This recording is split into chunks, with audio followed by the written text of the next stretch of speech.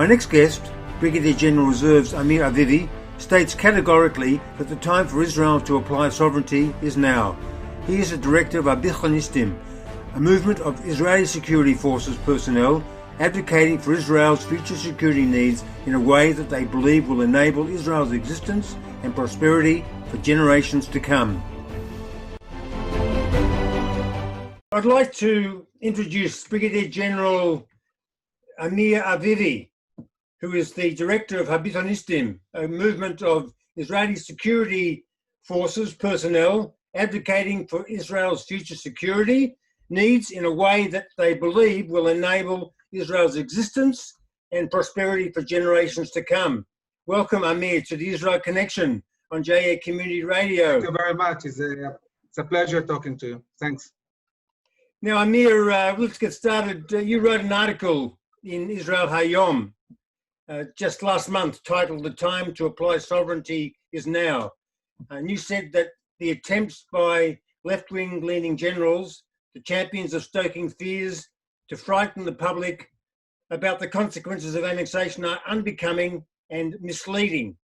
Now, I'm going to get you to comment on the article, but just before we do go there, do you mind if I just play a video which was broadcast on Oretz Sheva just the other day, which shows how high-level IDF reserve officers and commanders say that declaring of sovereignty by Israel is crucial to Israel's security.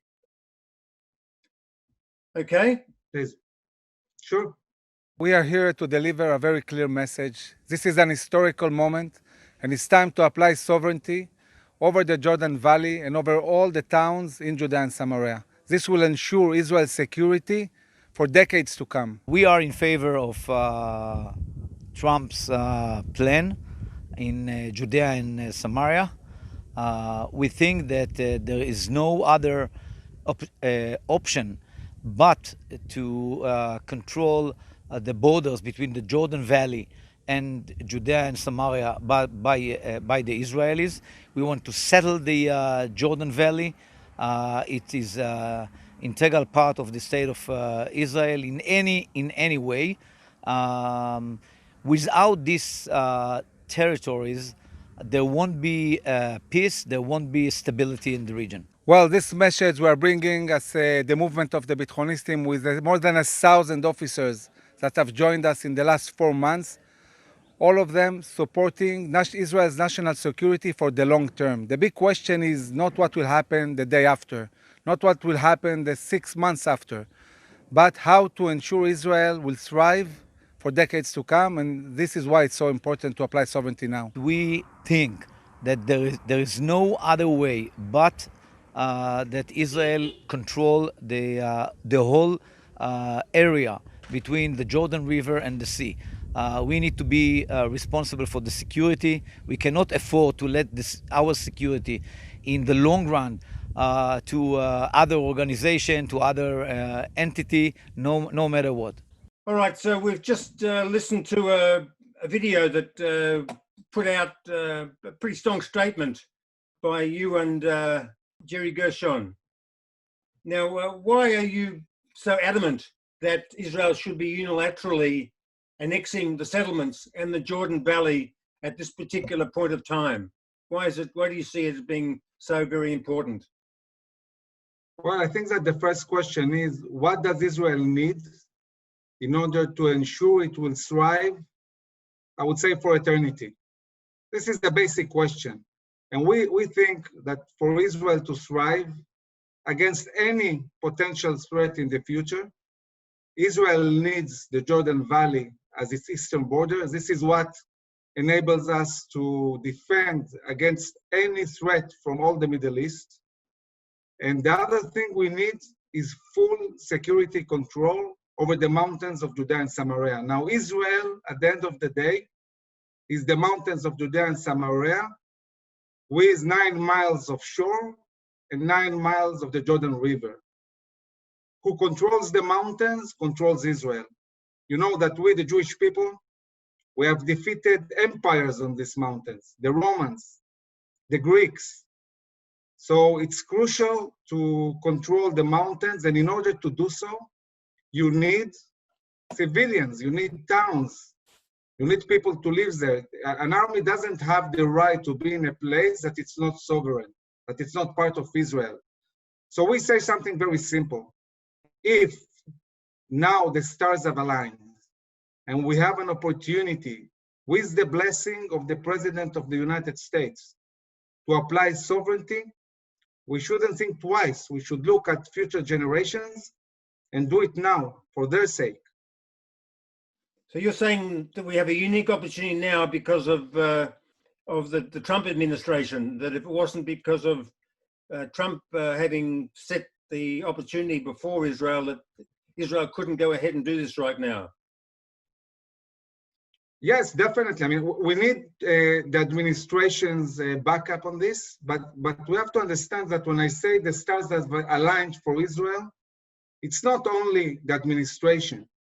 It's what's going on in the Middle East. The fact that the Arab countries today feel that they need Israel. They need to rely on us in their fight against Iran. They need Israeli technology. They need Israeli know-how. And this is a huge opportunity. There are a lot of things going on in the world that help to bring about this moment that enables us to apply sovereignty. Okay. So as for the Palestinians, Amir, can I ask you, you said that Israel needs to formulate a backup plan to address the possibility of the collapse of the Palestinian Authority if Israel goes ahead with this annexation move. And it seems like we've already seen signs of the PA abdicating its responsibilities. Now it has to consider transferring control to the powerful clans inside the cities, while rethinking establishing a Palestinian state in Gaza, where the Palestinians already have a de facto state. In practical terms, what should Israel then be doing to ensure that the fallout from annexation does not prove to be damaging ultimately to Israel's interests?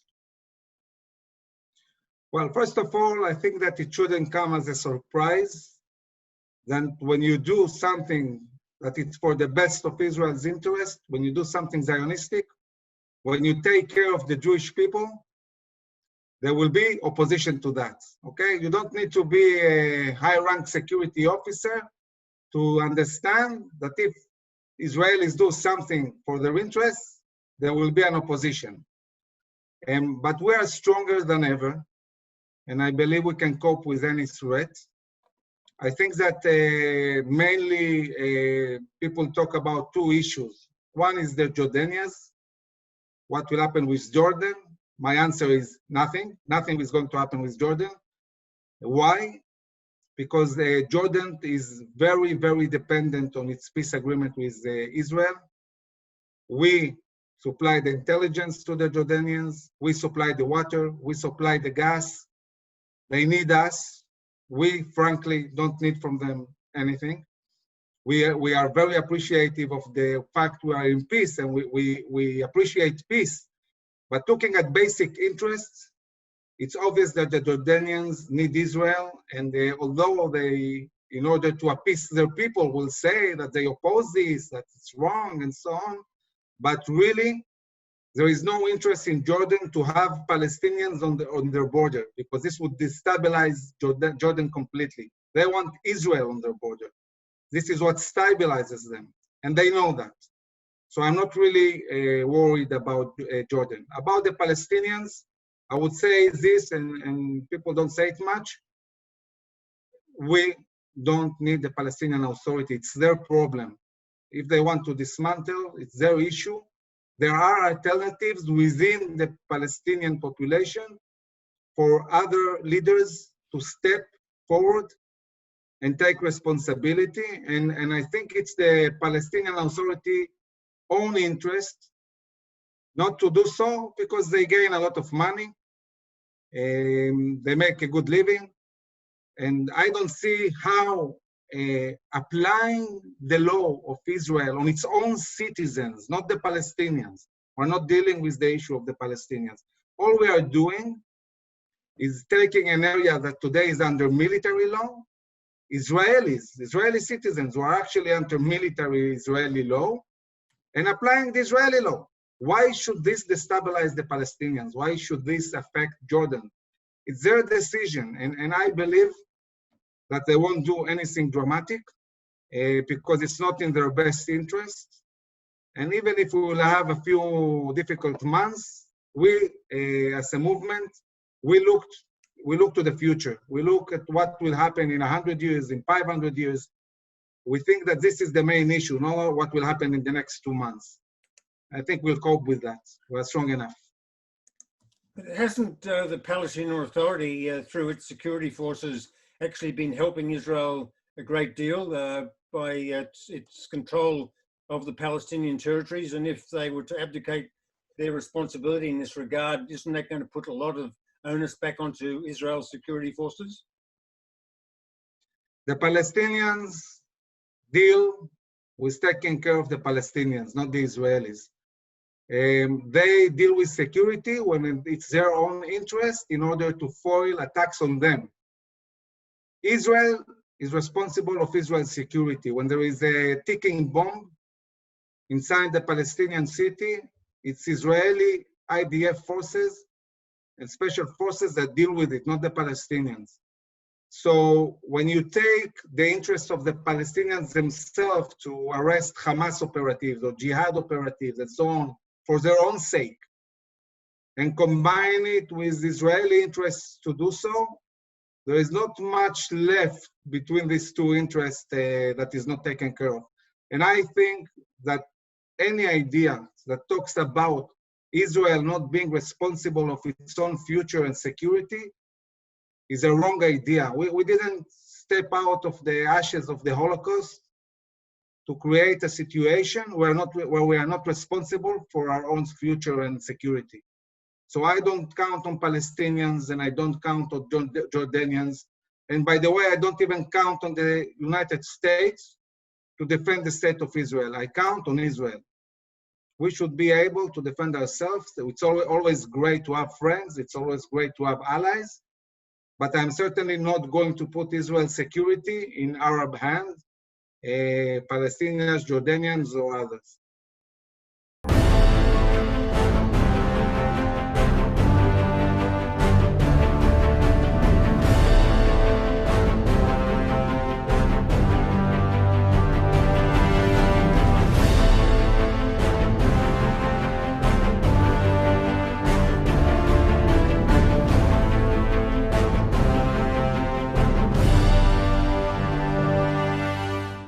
Up an organization called Habithonistim, which stands in opposition to Mfakdim Laman Bitachon Israel, the commanders for Israel's security.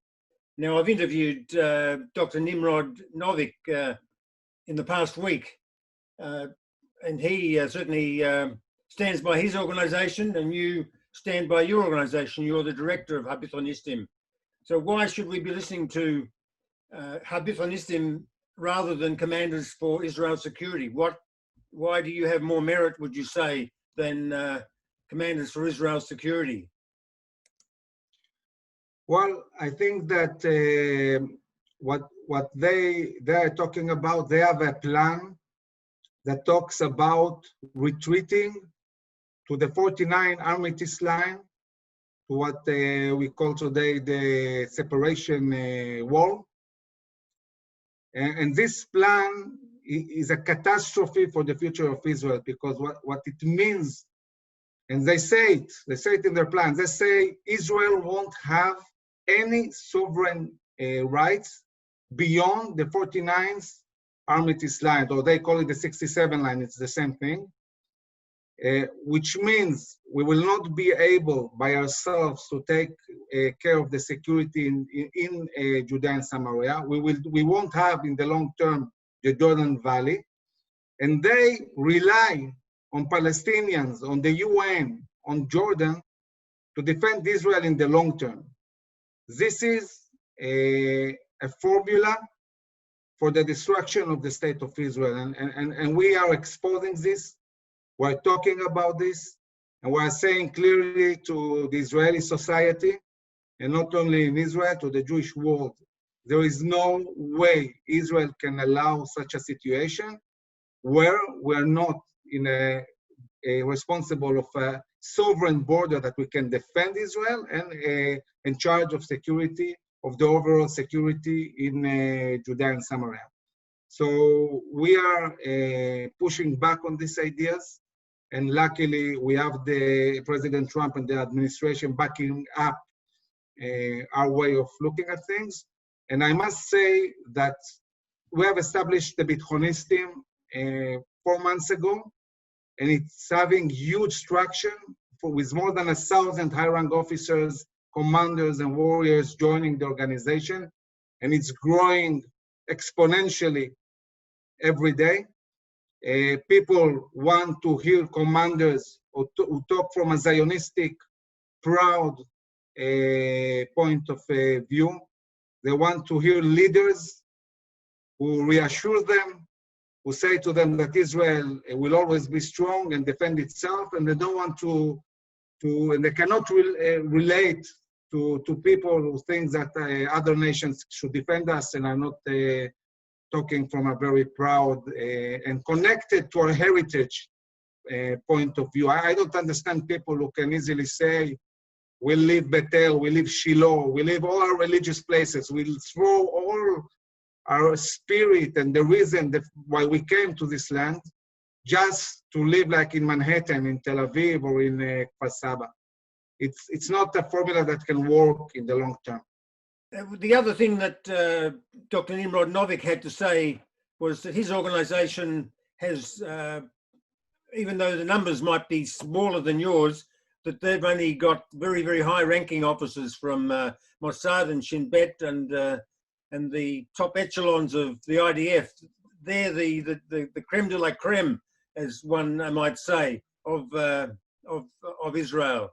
So what do you have to say to his suggestion that you allow anybody to join your organization while commanders for Israel security are very selective and only pick the very top officers to be members of their organization?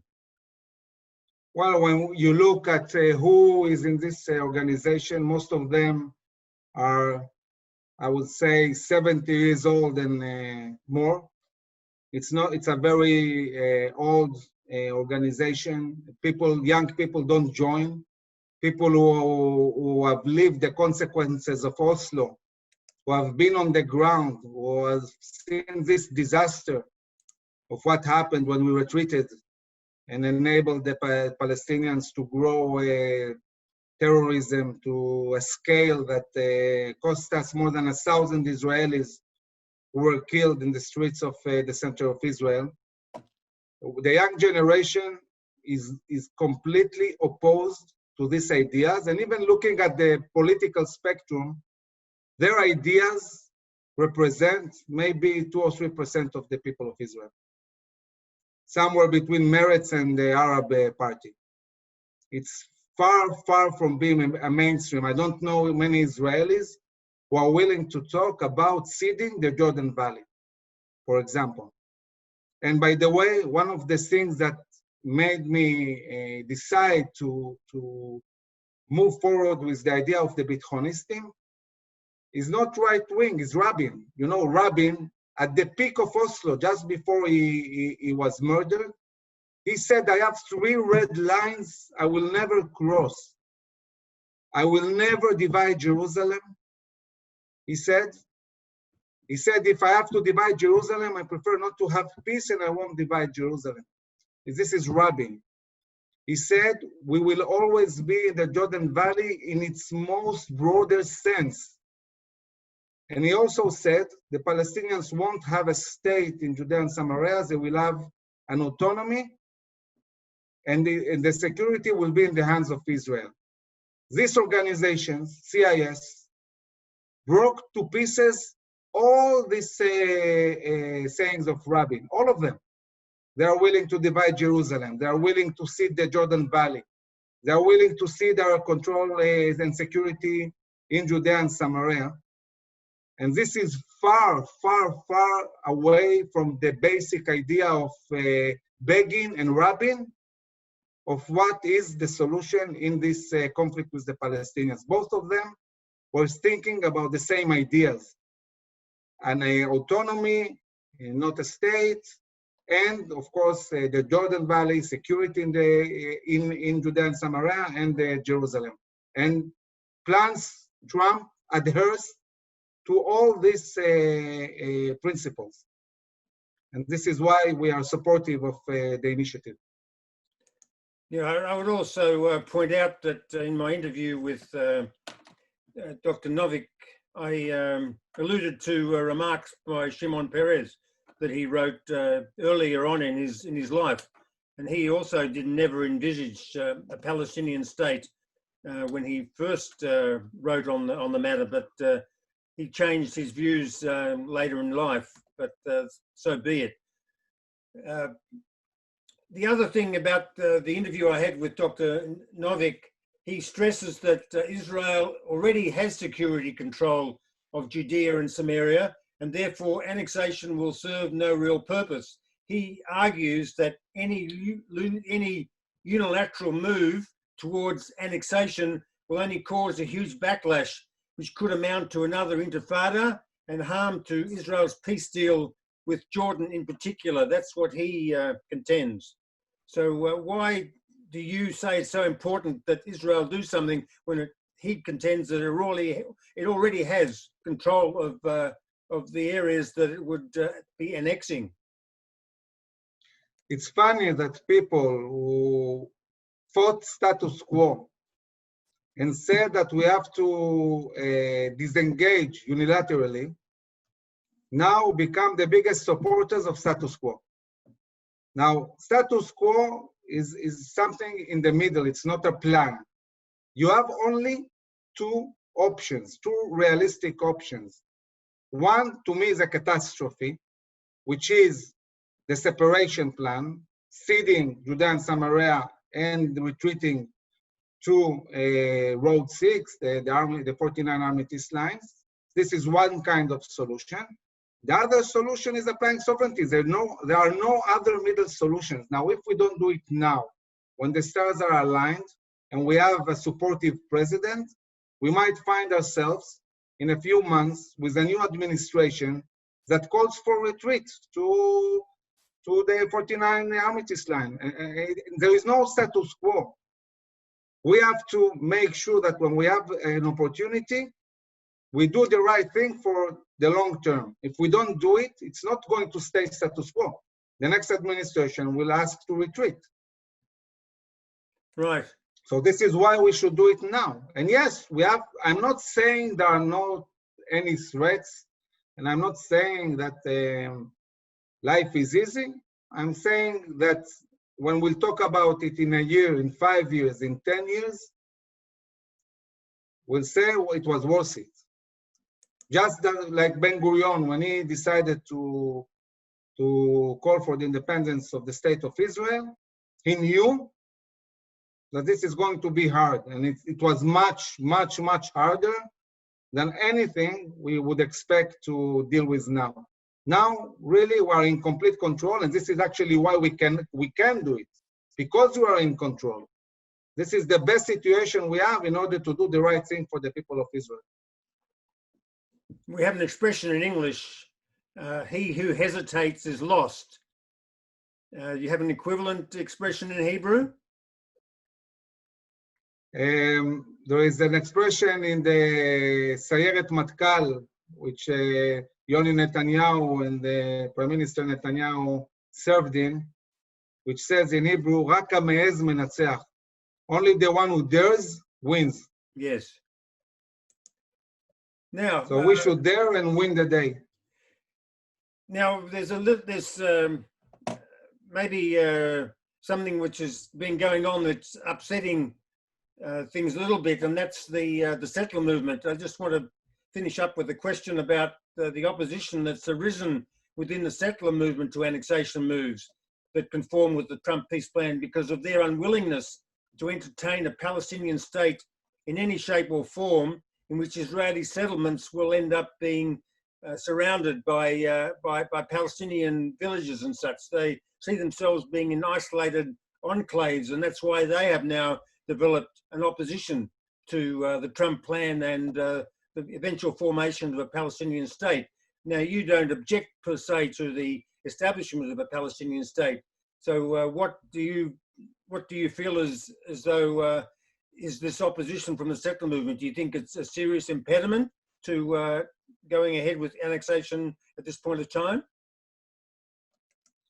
Well, I think they are worried for a good reason. We are worried also about different aspects of the plan, but the way we see it like Ben Gurion. We say, look, you are given something dramatic, take it. You will wake up the next morning in a new reality. And in this new reality, there will be a lot of space to make sure that our interests are met. So it will be an historic mistake not to apply sovereignty when we can. And I am sure that the Palestinians will not be able to adhere to any of the demands the Americans have imposed on them. They are not going to accept the fact that Jerusalem is united under Israel's sovereignty. They are not going to recognize Israel as a Jewish state. They are not going to disarm the terrorist organizations, and certainly not Hamas in Gaza. So you ask me what will happen the next day after we apply sovereignty? In this aspect, basically nothing. And President Trump said to the Palestinians, listen guys, you have 4 years to agree to all the points of the plan. They're not going to agree to anything. And in 4 years, this is a whole new game. So I'm not saying there are not any risks, but the opportunities are much, much bigger than the risks. And this is why we say yes to sovereignty. And the next day after we apply sovereignty, we start talking with the administration about how to improve this plan and take seriously what the settlers in Judea and Samaria are saying, because they're saying things that are perfectly right. We agree with them. We met with Prime Minister Netanyahu. Oh, yes. A delegation of 6 of our 6 generals. We had a 1-hour discussion with them. And we told him that we understand that this is an historical moment, and he has all our backup to do the right thing for the people of Israel, without hesitation and with an understanding that he's going to take care of future generations. So you think the Jordan Valley will be encompassed within the move made on the 1st of July? I think that the general... I expect Prime Minister Netanyahu and President Trump to enable applying sovereignty over all the 30% that they mentioned in the plan, which means all the Jordan Valley in its broader sense, and all the communities in Judea and Samaria, all of them, exactly as the plan is supposed to be. I think that it will be a mistake to do it in 2 or 3 parts, because once you do the first part, you get all the threats and dangers as if you have done it fully. So you are just making more mess. I mean, it's already a big deal. Why do it in parts and make it even a bigger deal?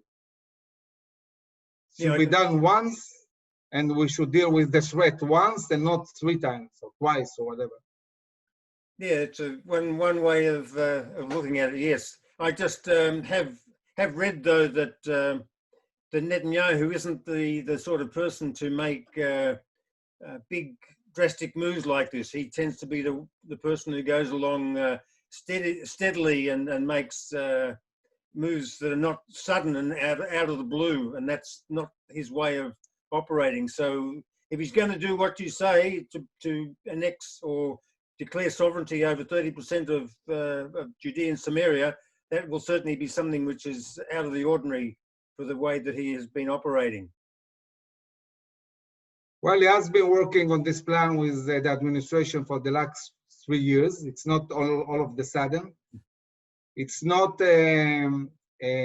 unilateral, as you mentioned before. It's an American plan.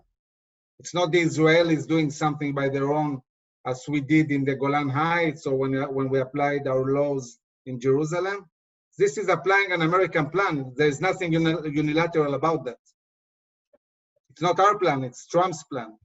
Well, and it's coordinated, and it is coordinated with all the Middle East. They have been coordinating this in the last 3 years.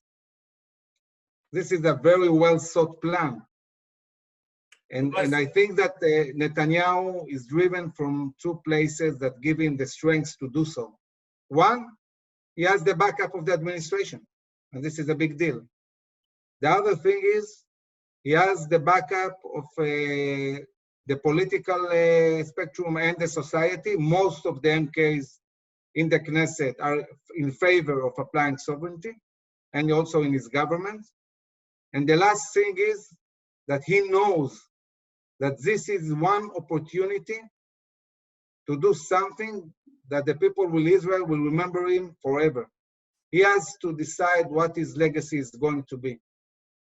And I think this is the legacy he wants. He wants to be remembered as the person that brought sovereignty and ensured Israel's security for generations to come. Well, we won't have to wait too long before there's some kind of decision made, and let's see how the forces that are striving for one side or the other will prevail in this current battle that's going on for the question of annexation. Let's see what happens. David, it's not annexation. It's applying Israel's sovereignty. You annex when something is not yours. We are talking about the land of the people of Israel, our land. Yeah, I agree. It's a question of semantics, and the word sovereignty certainly sounds as though it's more justified than the word annexation. Annexation sounds like you're taking something away that doesn't necessarily belong to you. But I think either way, it's Israel has a strong entitlement to what it's claiming, and let's see how it pans out. And I commend you on your efforts to fight for the cause that you believe in. Thank you very much, David.